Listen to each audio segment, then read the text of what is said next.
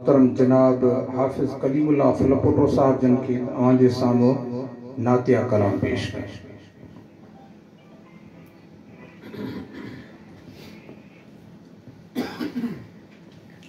बिस्मिल्लाहिर्रहमानिर्रहीम। अल्लाहुम्मा सल्लि व सल्लिम अला नबिय्यिना मुहम्मद व अला आलिहि व अस्हाबिहि व अज़वाजिहि व अहलि बैतिहि अजमईन बिरहमतिका या अरहमर राहिमीन। मां जेको के शेर ॿुधायां थो वो हमद भी आहे, नात भी आहे, सहाबा भी आहिनि, अहले बैत भी आहिनि ऐं असांजा बुज़ुर्गान दीन जेके आहिनि उहे बि आहिनि। हिन में हिकु ई शेर आहे, हुन में तक़रीबन सभई गॾियल।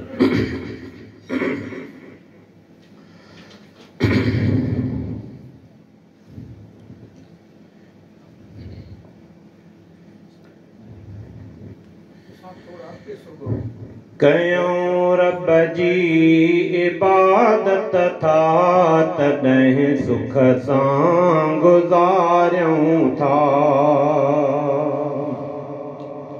थोड़ी अगर कंहिंखे ॻाल्हि सम्झ में अचे त सुभान अल्लाह लाज़मी आहे। महफ़िल अहिड़ी आहे तंहिंजे करे सुभान अल्लाह अल्हम्दुलिल्लाह लाज़मी आहे। कयूं रब जी इबादत था तॾहिं सुख सां गुज़ारियूं था। नबीअ जी कयूं इताअत था तॾहिं सुख सां गुज़ारियूं था। कयूं रब जी इबादत था तॾहिं सुख सां गुज़ारियूं था। असां मबूद हिकिड़ो ई ख़ुदा ताला मञींदा हूं।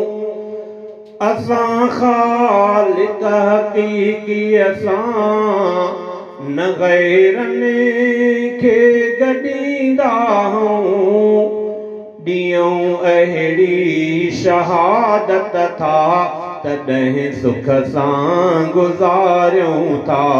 ॾींहं अहिड़ी शहादत था तॾहिं सुख सां गुज़ारियूं था।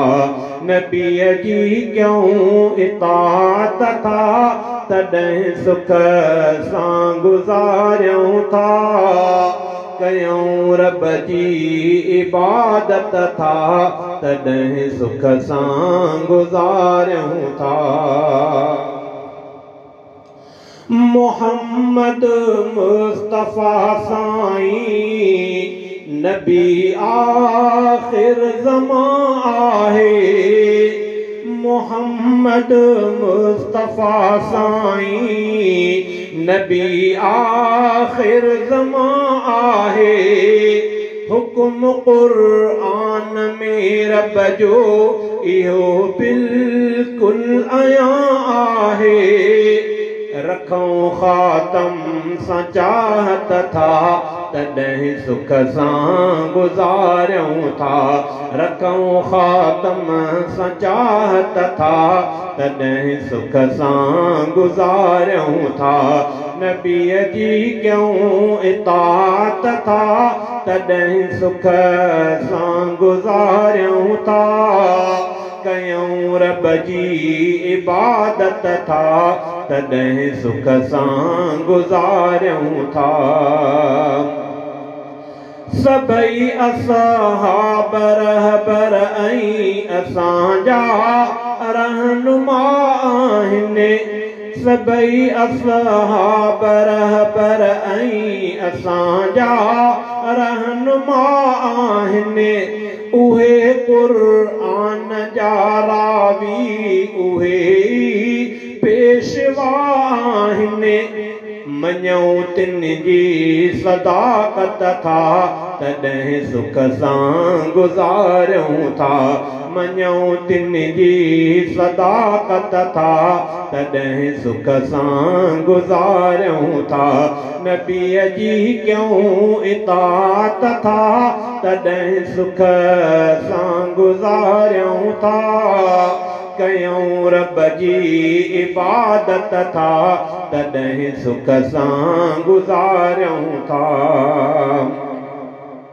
मञूं था अहले बैतन के मञूं था सब वली प्यारा मञूं था अहले बैतन के मञूं था सब वली प्यारा मगर तिन जे न हथ में कुछ उहे मोहताज आहिनि सारा मञूं तिन जी विलायत था तॾहिं सुख सां गुज़ारियूं था मञूं तिन जी विलायत था तॾहिं सुख सां गुज़ारियूं था नबीअ जी कयूं इताअत था तॾहिं सुख सां गुज़ारियूं था कयूं रब जी इबादत था तॾहिं सुख सां गुज़ारियूं था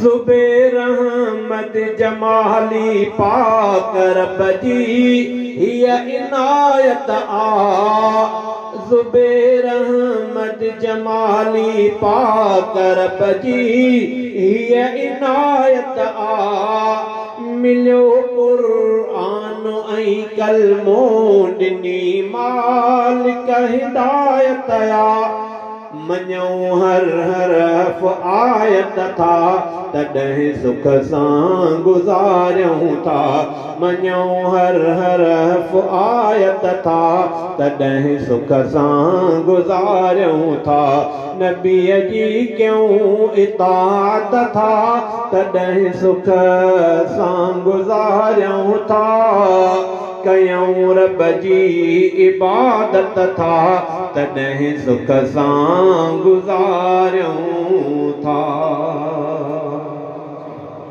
माशाअल्लाह।